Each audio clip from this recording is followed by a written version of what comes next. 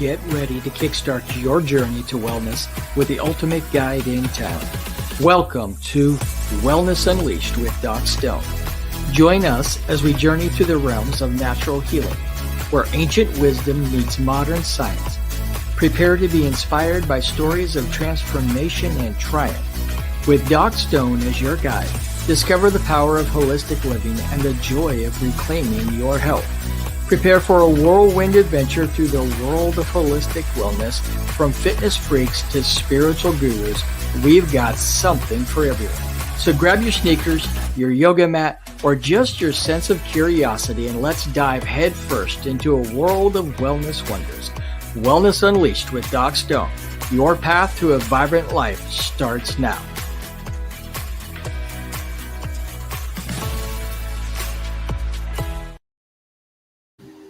Well, good evening, everybody, and welcome to Wellness Unleashed with Doc Stone. I am Jeremy Doc Stone, your holistic health coach and host of this television show, and I am excited to welcome you to tonight's episode.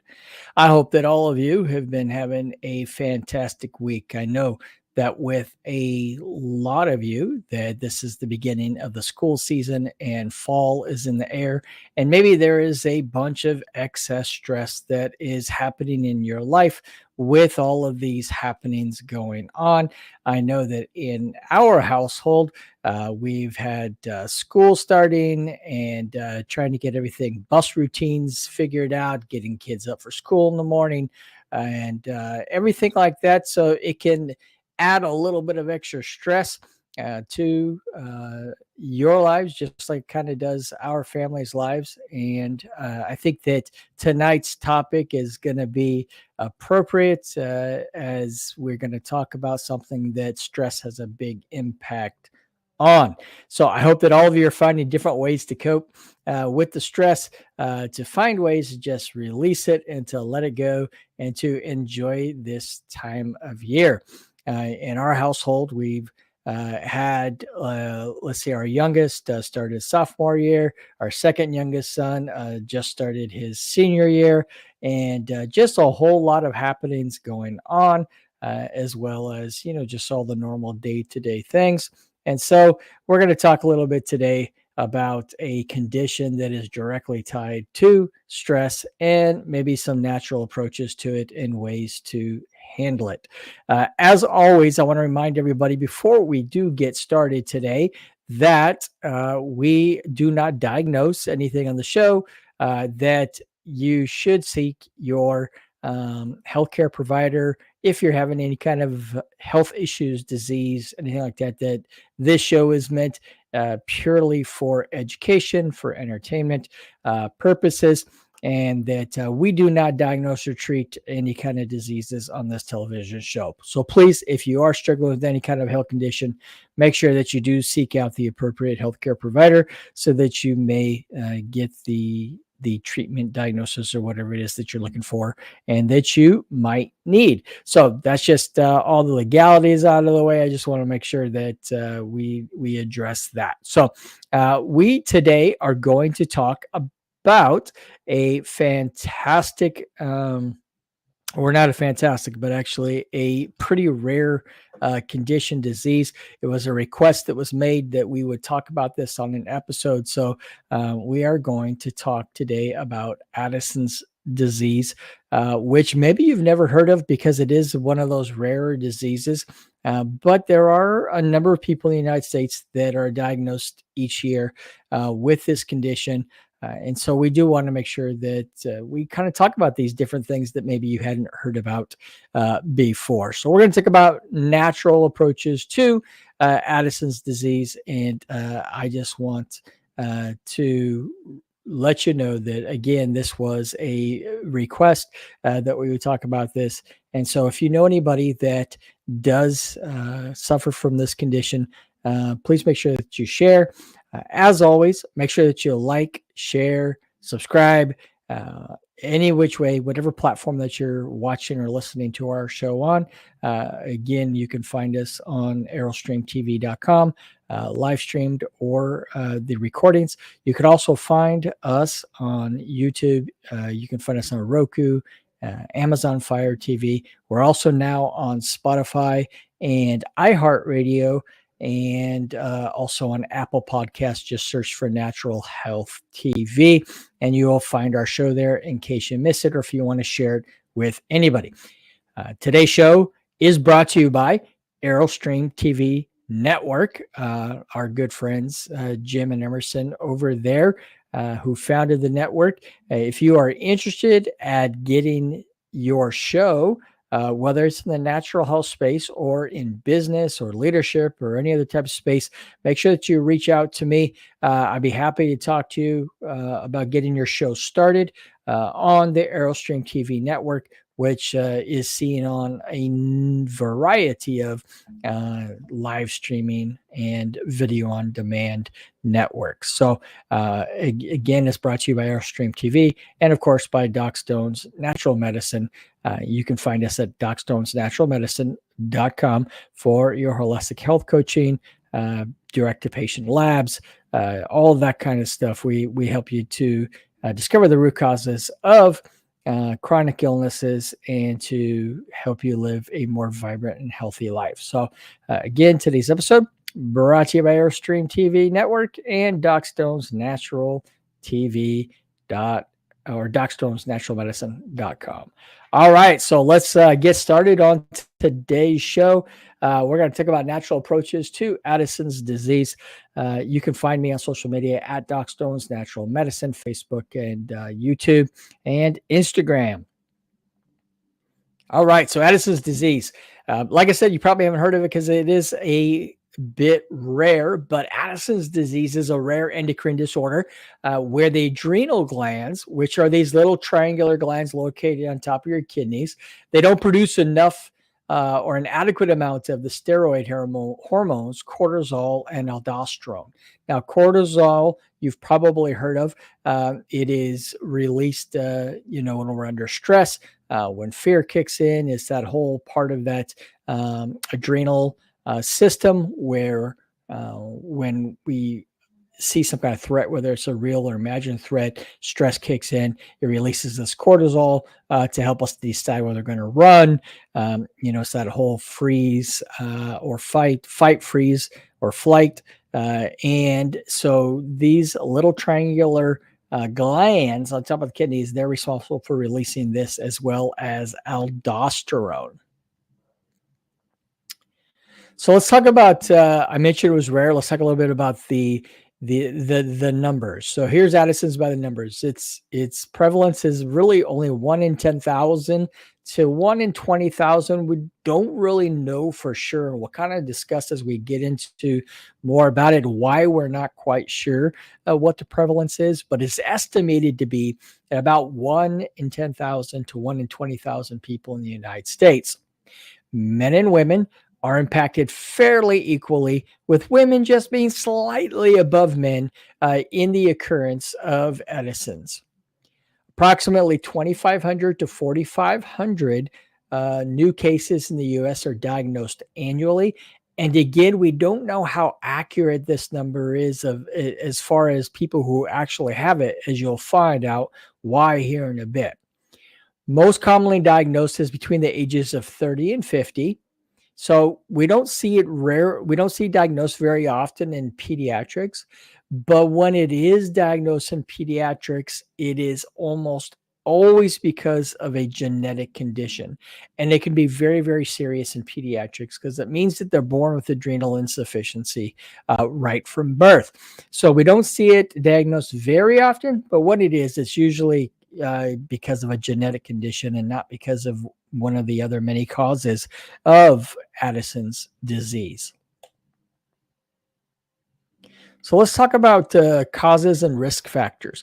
Now, before we get into the causes and risk factors, we're going to differentiate between the two kinds of Addison's disease.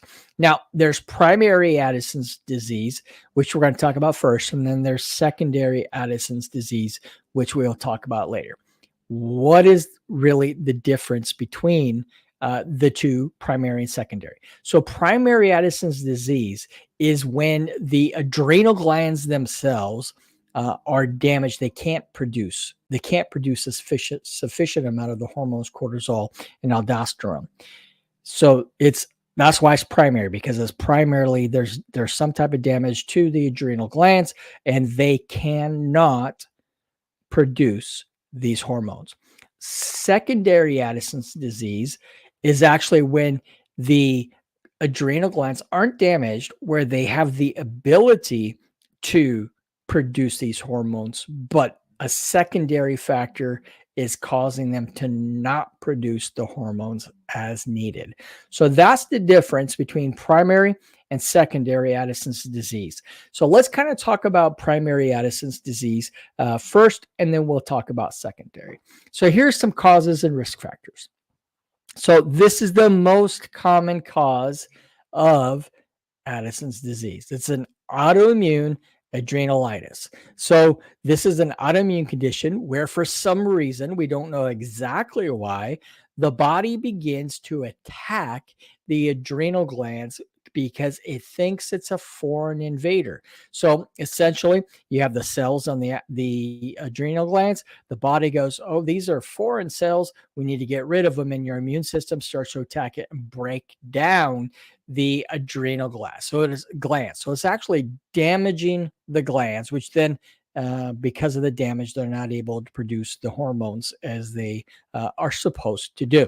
So this is about 70 to 90% of the cases of Addison's disease. So it truly is the most common cause of the Addison's disease.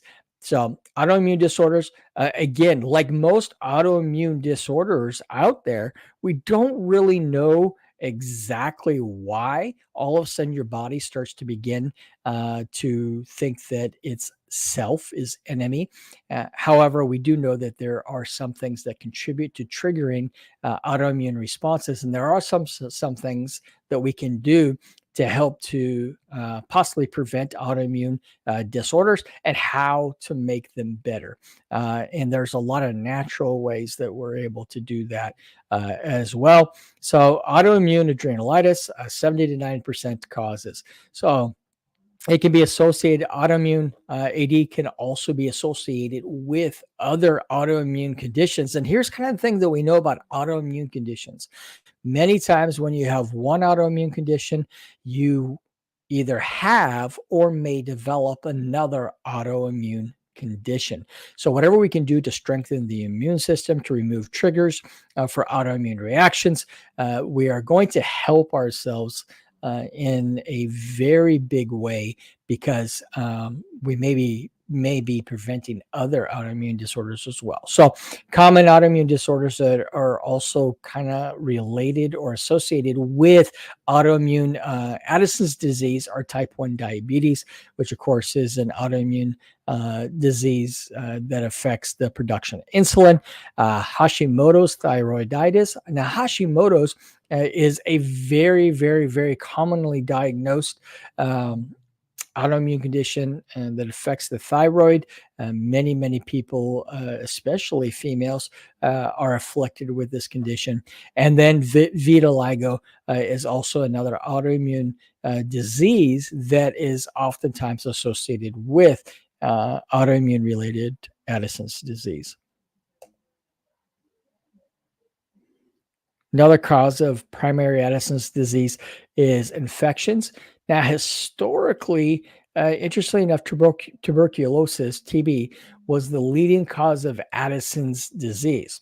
However, with better, more sanitary conditions in the Western world, in the United States, it is no longer the most common cause. Now it's the autoimmune form of it that causes it the most. However, in underdeveloped portions of the country and underdeveloped areas of the world, the Addison's disease is still heavily caused by tuberculosis. Other infections, such as fungal infections, can also cause adrenal damage. Again, both of these affect your adrenal glands and therefore affect the way or the amount of the hormones that they can produce. Now, there are some congenital or genetic causes of primary Addison's disease as well. Congenital adrenal hyperplasia, or CAH, and that's a genetic disorder that affects adrenal hormone production, and so it leads to adrenal insufficiency from birth. There is also a genetic condition called adrenoleukodystrophy, and it's a genetic disorder that can lead to Addison's disease by causing damage to the adrenal cortex. So again, we do have a couple of genetic causes, but they're much, much more rare cause than the autoimmune adrenal condition. So some other causes of primary Addison's disease, again, primary Addison's disease being damaged adrenals, so they can't produce, is adrenal hemorrhage. So this is when there's severe bleeding into the adrenal glands. And this is often due to conditions like sepsis or anticoagulant therapy. So either you get a septic infection inside and it causes damage to your adrenal glands, or because of some type of anticoagulant, in other words, trying to thin your blood, your blood will sometimes leak into and hemorrhage into your adrenal glands, causing damage, and therefore they can't produce the hormones like they're supposed to. There's also, now this is an interesting name here, so bear with me here, Waterhouse-Friderichsen syndrome, and it's a rare but serious cause linked to bacterial infections like meningococcemia. So sometimes very, very rare, of course, but it can be very serious. You get a bacterial infection and can damage your adrenal glands. Again, primary Addison's disease, all about damage to the glands, and therefore because of that damage, they either produce very little or an insufficient amount of the adrenal hormones that your body counts on for a whole lot of functions in your body. Now, these hormones don't just help us with our stress, but they also are very, very important to electrolyte balance, keeping your salt levels up, blood pressure regulation. So there's a whole lot of parts of the body that these adrenal hormones that they impact. So some common symptoms of the Addison's disease is chronic fatigue, muscle weakness, loss of appetite, weight loss, low blood pressure, darkening of the skin. You get dark spots, especially around the creases in your body, or scars. Gastrointestinal symptoms, diarrhea, vomiting, stomach pains. Dehydration is a big one. Salt cravings, because again, it'll make your salt levels low, which again throws off your electrolytes and can throw off the rest of the homeostasis of your body. And emotional changes. You can become irritable, emotional, angry because of these imbalances inside of your body. So how is Addison's diagnosed? Well, Addison's diagnosed first of all by thorough clinical evaluation. Now, something that we need to keep in mind is that the reason why we don't really know how widespread Addison's disease is, because the symptoms, some of which I just mentioned here a few minutes ago, are so common to other conditions. The other thing to keep in mind is that the damage to the adrenal glands, about 90% of your adrenal gland is damaged before you actually start experiencing the symptoms.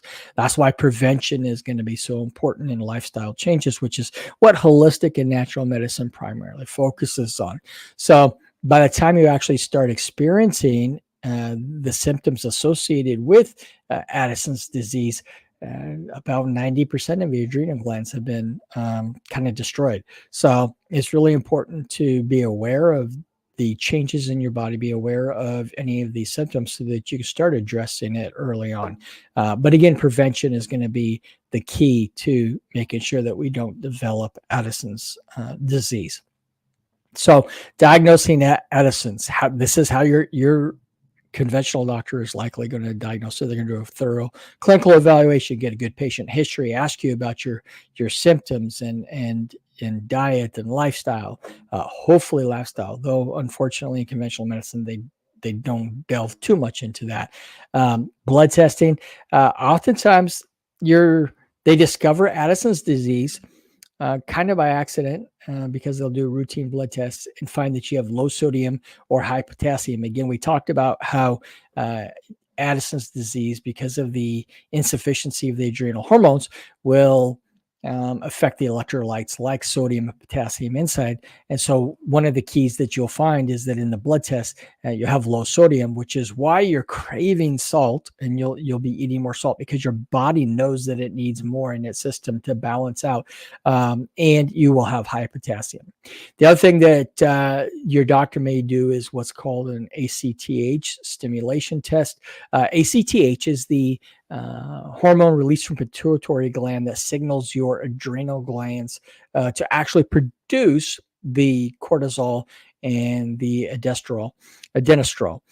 So this is actually something from the pituitary, which is released and tells your adrenal glands to do these. So ACTH stimulation test, what they do is they'll actually inject you with this pituitary hormone to stimulate your adrenal glands to release the adrenal hormones.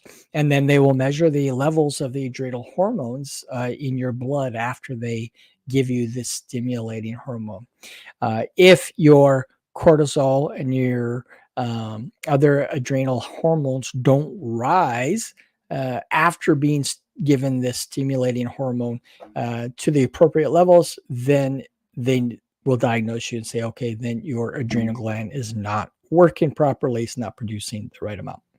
Also, insulin-induced hypoglycemia test, because the hormones from adrenal glands also affect your blood sugar levels. What they will do is they will actually inject you with insulin and try to get you to have hypoglycemia, which means lower blood sugar, because insulin is supposed to lower your blood sugar. And if your blood sugar does not lower appropriately after being injected with this fast-acting insulin, then that is also a possible sign that your adrenal glands are damaged and you may be have Addison's disease. And then another way that they'll diagnose this with CT scan. These is an X-ray type scanning device, imaging device, and they will look at your adrenal glands on top of your kidneys to see if they've shrunk or they look normal, or they can see any type of damage on them.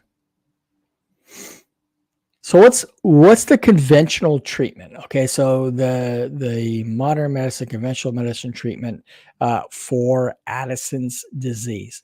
Well, most treatments are directed towards symptoms. So if you're having hyperglycemia, if you have low salt levels, if you have low blood pressure, you may have to see all kinds of different doctors if you're having GI issues.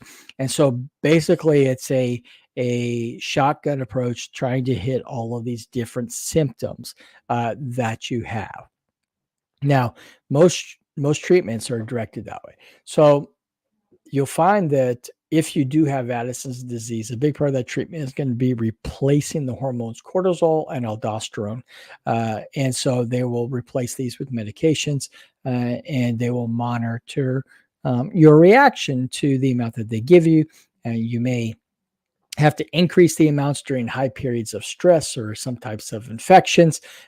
And you may also need to increase your salt intake. Now, I know most of the time your doctor is going to tell you to eat low salt, but if you are suffering from Addison's disease, you will want to take extra salt, because by the causation of this disease, you will have lower salt levels, sodium levels in your blood, and your body actually does need sodium.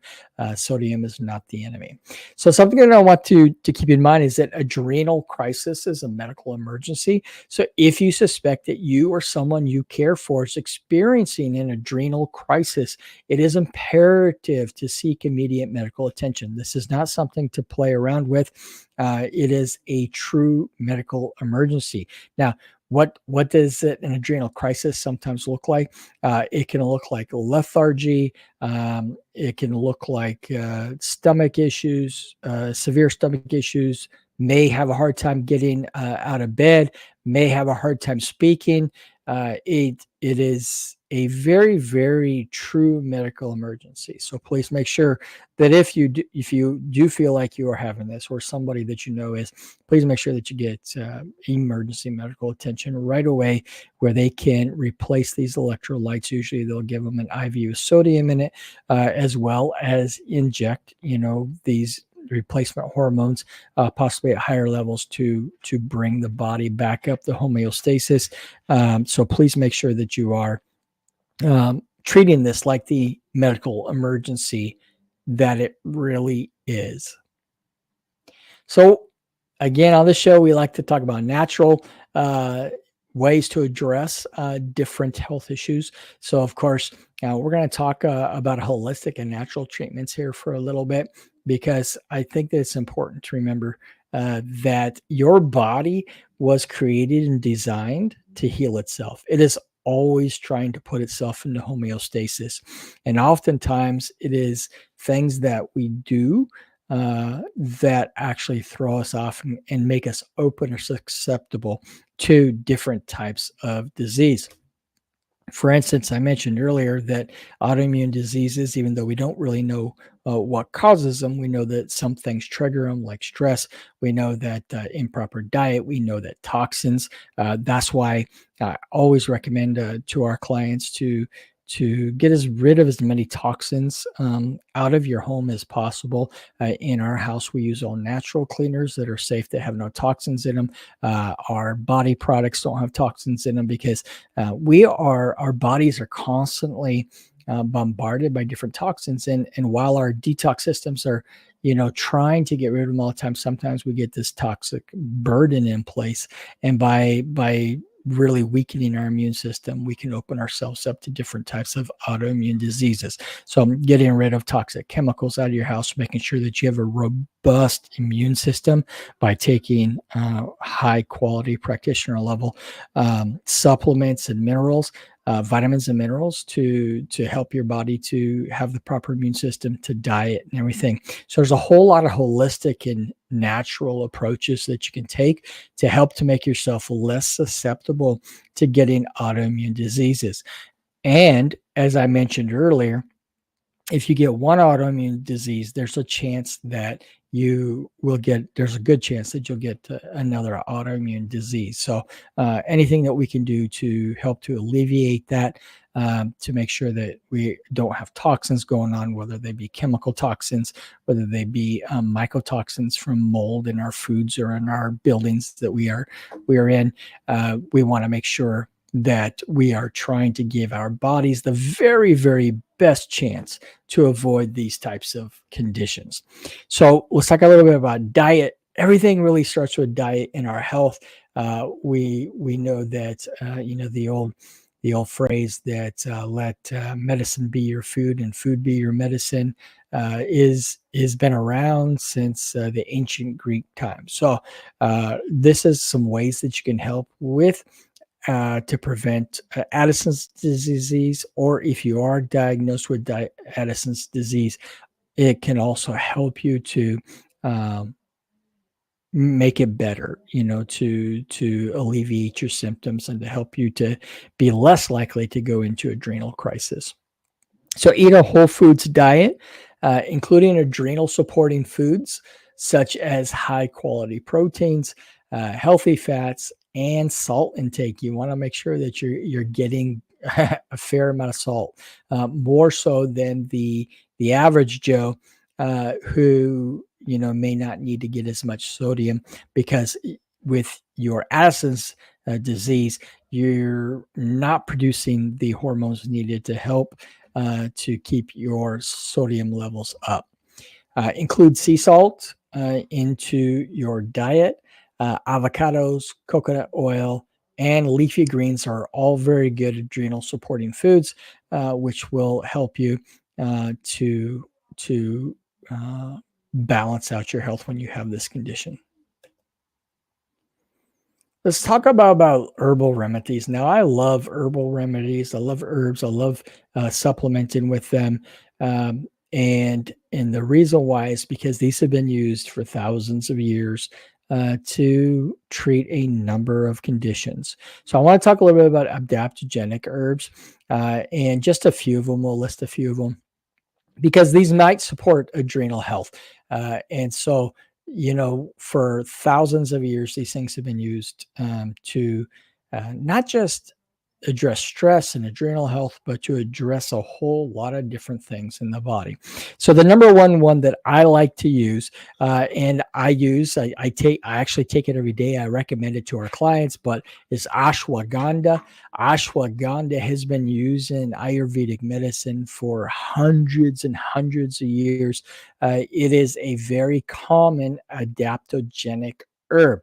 It helps to balance your body's response to stress. It can help to balance and to improve your sleep quality. It may help you to balance the different hormonal levels in your body. So ashwagandha is, one of the probably best known and more widely used adaptogenic herbs. Now, I get ashwagandha both in the herb form and making a tea out of it. But a lot of people, it's just simply easier to supplement with a ashwagandha supplement in a capsule form. Easier to take that way, and that is what I usually recommend for clients and provide for them is this ashwagandha in a supplement form. Licorice root is another very, very common and popular adaptogenic herb. I also use that personally myself, and I also recommend that to clients.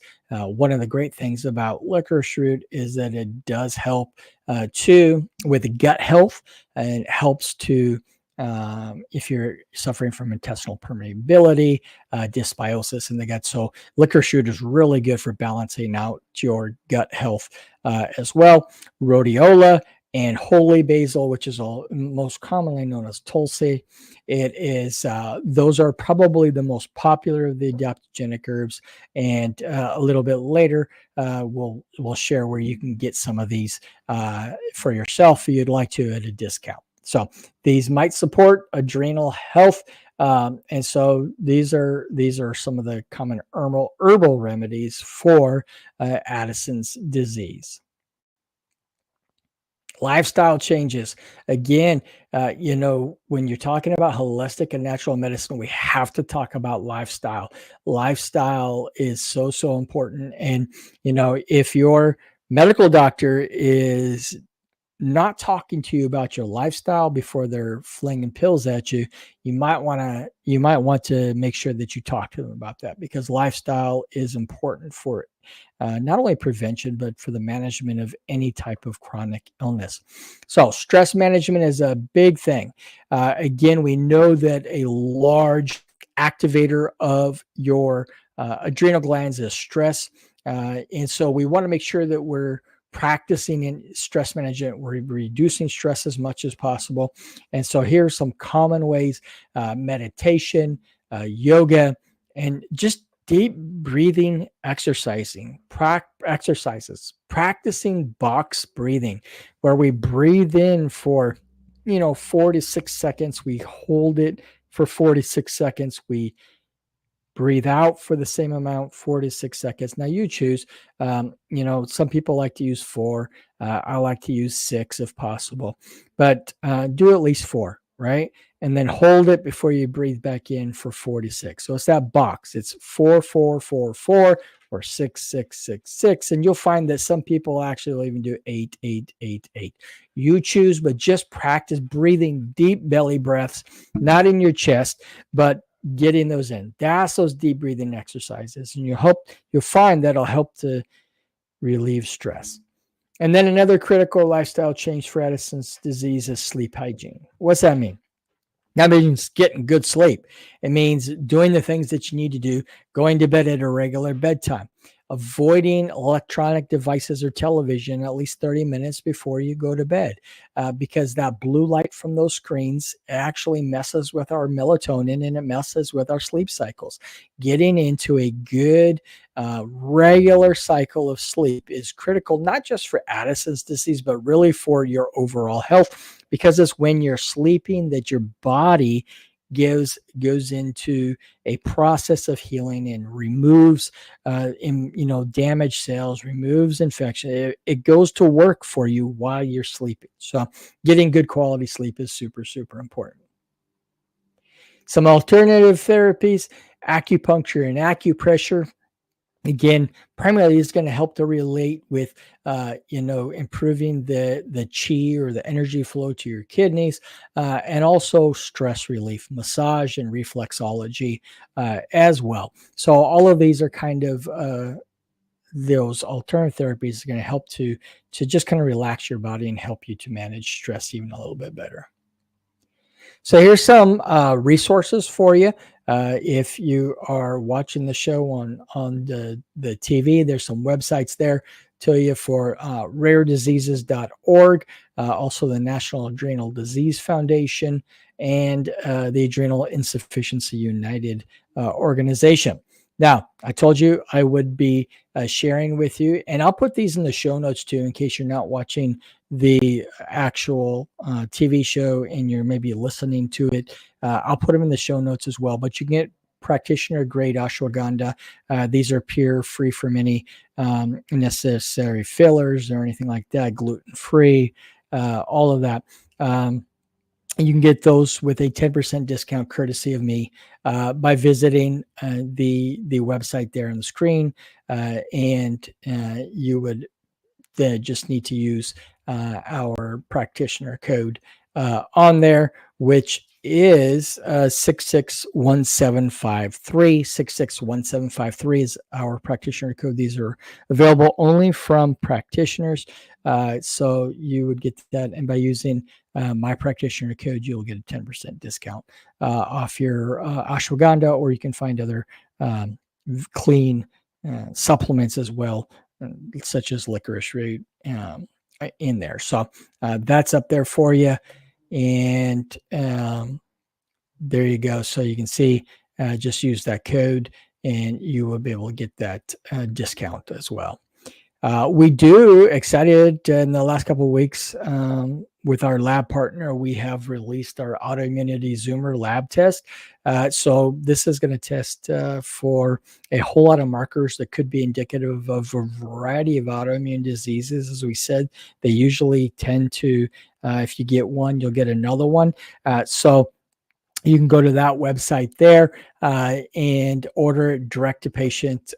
So it's right from my portal there, and we'll get it approved as soon as you order it. We'll get it submitted to the lab and get it sent off to your house, so you can take that, ship the sample back, and within just a couple of weeks you'll get your results back. So again, there's a brand new super advanced autoimmunity Zoomer lab test that is available to our clients as well. So we definitely want to make sure that you're aware of that. All righty. So that's, in conclusion, let's just kind of touch bases here. It looks like a lot of other, Addison's disease can look like a lot of other diseases. The signs and symptoms are the same. By the time that you are diagnosed with it, or you start having the signs and symptoms associated with Addison's, that about 90% of your adrenal gland is already damaged. So if we can prevent it by eating healthy, whole foods, avoiding food additives, removing toxins, and if you need help on how to remove toxins from your home, message us. We'll be happy to help you, point you in the right direction, right? Removing molds, mycotoxins. If you think you might have been exposed to molds and want to find out, we have lab testing for that too. We can help you to figure out if that's what's affecting you or causing your symptoms. So make sure that you're aware of that. Reduce stress. Try to take time out to enjoy life. Get out in nature. breathe deeply from the belly, not the chest, right? We want you to relieve that stress and do whatever you can. And if you do have Addison's disease, make sure that you're being extra vigilant in eating correctly. Make sure you're visiting your healthcare provider and getting, whatever labs they are recommending regularly.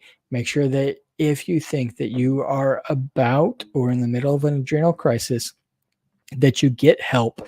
Wear a medical alert tag, letting folks know that you have Addison's disease, so that in the event that you're not able to communicate because of an adrenal crisis, that they know which direction to look in. So I hope that's been helpful.